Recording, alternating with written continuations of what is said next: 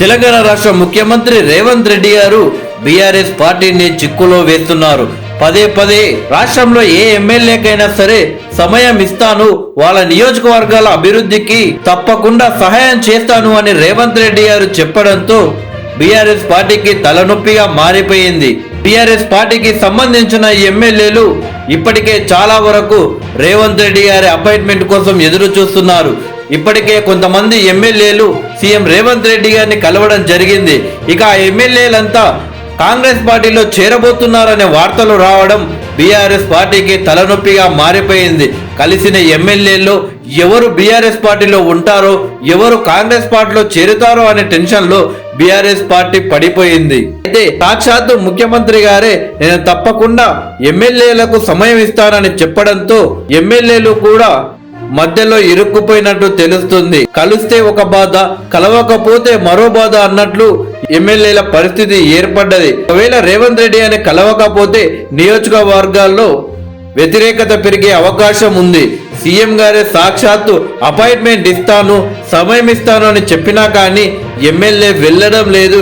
ఈ ఎమ్మెల్యే నియోజకవర్గ అభివృద్ధి కంటే ఆయన అభివృద్ధి కోసమే ఎమ్మెల్యే అయినట్లుంది అని నియోజకవర్గాల్లో వ్యతిరేకత పెరుగుతుంది అని ఎమ్మెల్యేలు భయపడుతున్నారు. ఒకవేళ సీఎం రేవంత్ రెడ్డి గారిని కలిస్తే ఇటు బీఆర్ఎస్ పార్టీ అధిష్టానం నుండి వార్నింగ్లు వచ్చే అవకాశం ఉంది అని ఎమ్మెల్యేలు భయపడుతున్నారట.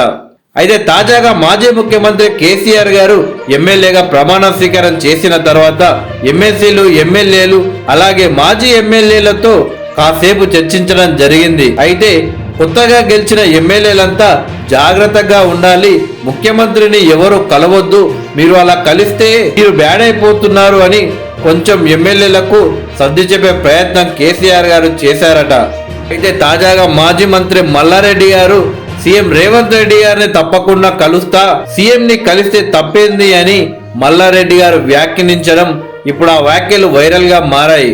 గతంలో మేమిద్దరం తెలుగుదేశం పార్టీలో పనిచేశాము, రేవంత్ రెడ్డి గారితో నాకు మంచి సంబంధాలు ఉన్నాయి, త్వరలోనే ఆయనని కలుస్తా, ఆయనను కలిసే ముందు మీడియాకి కూడా సమాచారం ఇస్తా అని మల్లారెడ్డి గారు చెప్పారు. కాంగ్రెస్ పార్టీ అధికారంలోకి వస్తుంది అని నేను కలలో కూడా అనుకోలేదు, కానీ కాంగ్రెస్ పార్టీ అధికారంలోకి వచ్చింది, మేము ఇంకా ఓటమి నుండి బయటికి తేలుకోలేదు, ఇప్పుడే ఆ ప్రయత్నం చేస్తున్నాము, త్వరలోనే సీఎంని కలుస్తా, అదృష్టం ఉంటే ఈ 5 సంవత్సరాల్లో మంత్రినవుతా అని మల్లారెడ్డి గారు వ్యాఖ్యలు చేశారు.